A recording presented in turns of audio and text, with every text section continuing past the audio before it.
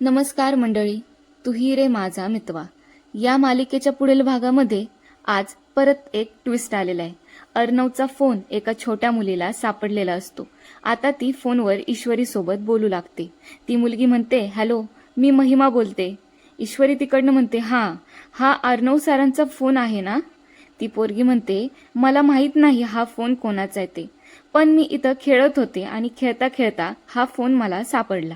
आता ईश्वरी तिला म्हणते, तू जिथं आहेस ना बाळा, तिथंच थांब, तिथला पत्ता फक्त तू मला सांग। आता मुलगी तो सगळा पत्ता ईश्वरीला सांगू लागते।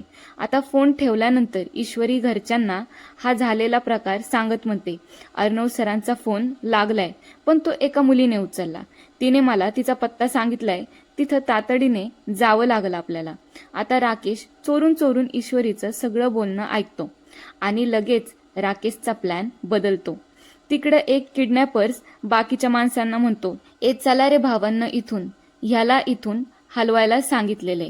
किडनॅपर्स अर्णवला उचलून गाडीत टाकण्यासाठी तिथून बाहेर काढतात, पण काय माहित अचानक अर्णवला रस्त्यात सोडून ते गाडीत बसून तिथून पळ काढतात। बहुतेक त्यांना ईश्वरी तिथं दिसलेली आहे वाटतं। आता त्याच भागात ईश्वरी आकाशला घेऊन त्या मुलीला भेटायला आलेली असते। आता ईश्वरी त्या मुलीला, हा मोबाईल तुला कुठं सापडला, तिथं आम्हाला घेऊन चल असं म्हणू लागते।